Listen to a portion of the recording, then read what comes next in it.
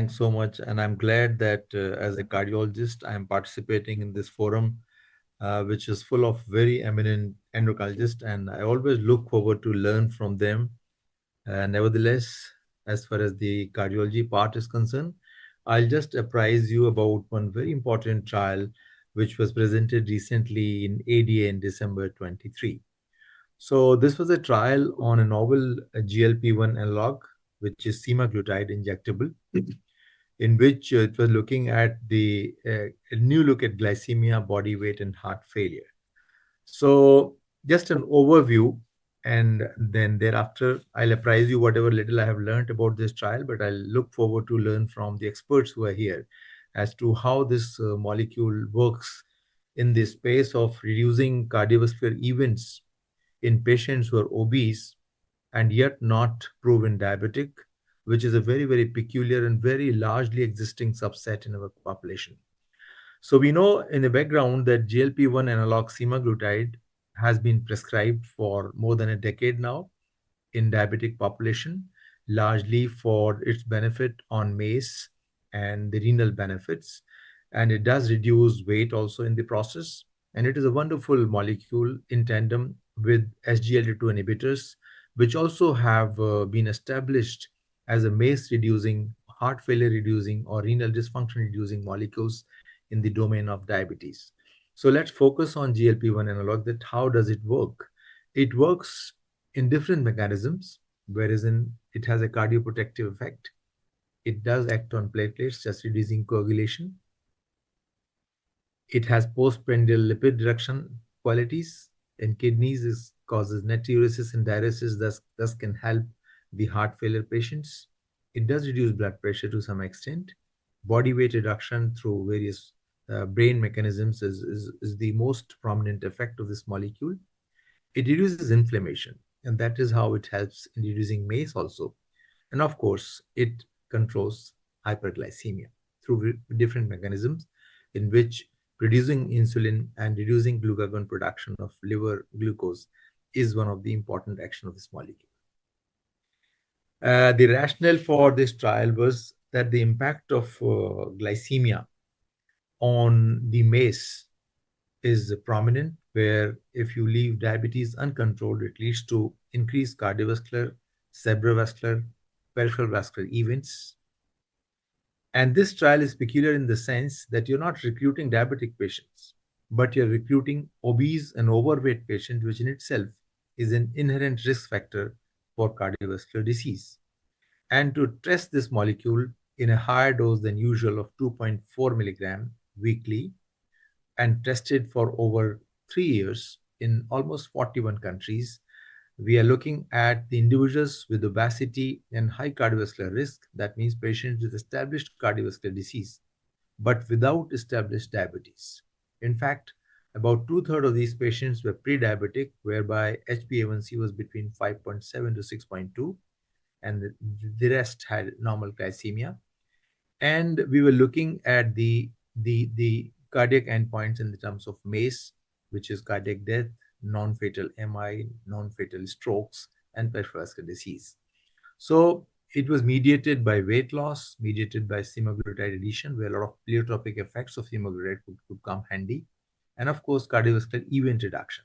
So SELECT was not a weight loss trial, but it was a heart disease prevention trial that, besides the lifestyle modification or control of blood pressure and lipids, can weight reduction by this molecule lead to reduction in MACE in patients who have established cardiovascular disease.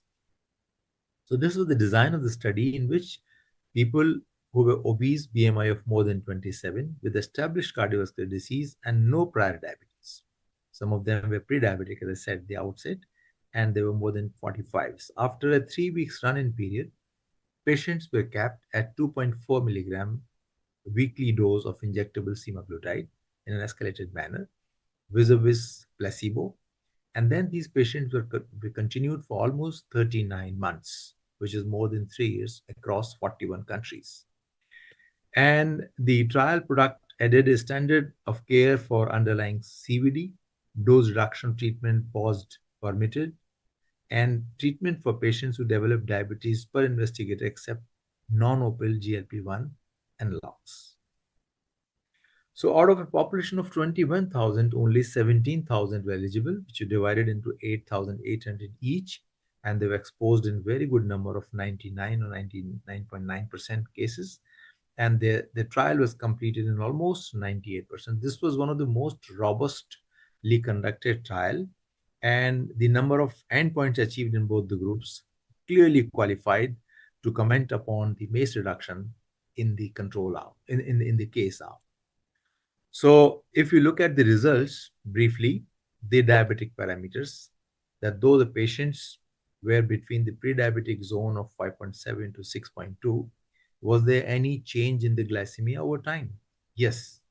Majority of patients were getting into good glycemic zone by giving semaglutide, though that was not an endpoint of this trial.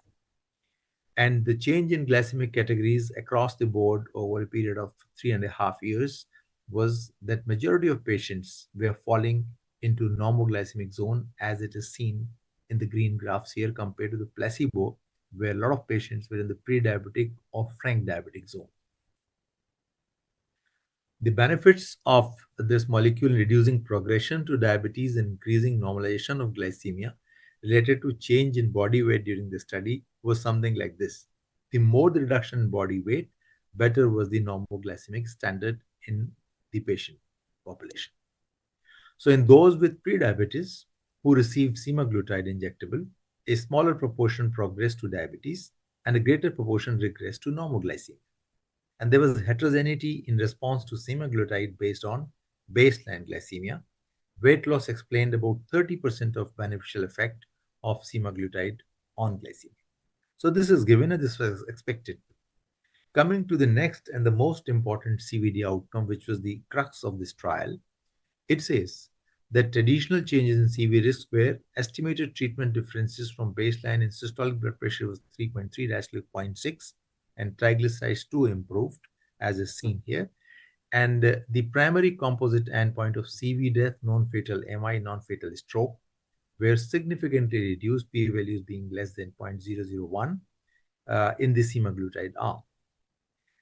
And the supportive secondary endpoints, as in the non-fatal MI, CV deaths, stroke, heart failure, hospitalizations, and coronary revascularization in the form of angioplasty or bypass, was also being benefited with the induction of injectable semaglutide. So as a landmark study, SELECT has the potential to address the residual risk of CVD or cardiovascular disease by using an obesity drug for the secondary prevention of cardiovascular events in persons who are obese but do not have diabetes. So that's the most important key aspect of this trial. And one of the indicators for semaglutide that has been approved by FDA is for the prevention of secondary cardiovascular events. So this is clearly shows that this molecule would clearly emerge as one of the preventive or secondary prevention molecules, even in those patients who are not frankly diabetic or at best are just pre-diabetics. The body weight outcomes, as expected, this is a drug which definitely brings about reduction in body weight. The effect of semaglutide on percentage change in body weights were clearly much better than the placebo arm. The observed mean change in weight in duration of 4 years was 11.7%. And the intention to treat analysis showed that the percentage difference in weight at 104 weeks, that is 2 years, was 9.39, and at 4 years it was 10.18%. The MACE outcomes, time to first MACE by baseline HbA1c category, which is unintentional weight loss, is not beneficial. So as we see here, giving semaglutide 2.4 milligram injectable weekly resulted in clearly into the drastic reduction in MACE to the tune of 20% as compared to placebo by giving this molecule. And this was irrespective of the HbA1c categories. So as we see in this busy chart, that the MACE, expanded MACE and MACE with all-cause mortality, all were clearly benefited across the different zones of HbA1c as is seen here. So they're not going hand in hand if you talk of HbA1c versus MACE brought about by this molecule. So the cardiovascular advantage of semaglutide were identified in individuals regardless of the initial body weight, namely those with a BMI ranging between 27 to 30, The cardiovascular advantages of semaglutide were detected in those who did not experience considerable weight reduction, indicating that these benefits are not only attributed to weight loss. And one must sound here that majority of trials which have been conducted in weight loss have included women in their trials, wherein the semaglutide trials in past, almost three-fourths of population was men. So this select trial is a very peculiar and very unique trial in the sense that you are conducting the effect of a molecule on the body weight in obese population with established cardiovascular disease, and yet you're trying to show that by giving this molecule as a secondary preventive molecule, besides lifestyle modification and other modalities, one can bring about further 20% reduction in MACE of this population. The adverse events were no different between the two arms. The drug is largely tolerated except for the local site injection effects. And the limitations of the trial would be, to complete this presentation, will be that no measures of insulin sensitivity or beta cell functions were performed, which is clearly the most important function of this molecule, that it does increase insulin secretion. Single rather than duplicate measurements of HbA1c were used to determine glycemic status. So we had no clue as to over a time period where is the HbA1c going. And about a quarter of participants in each arm discontinued their randomized treatment, and any legacy effect of semaglutide after withdrawal of the intervention were not examined. So with that, I submit and conclude that semaglutide positively impacts the progression of diabetes and regression of normoglycemia in people with prediabetes, and thus in people with overweight and obesity and cardiovascular disease. Treatment with semaglutide would be expected to positively impact glycemia in addition to CV outcomes.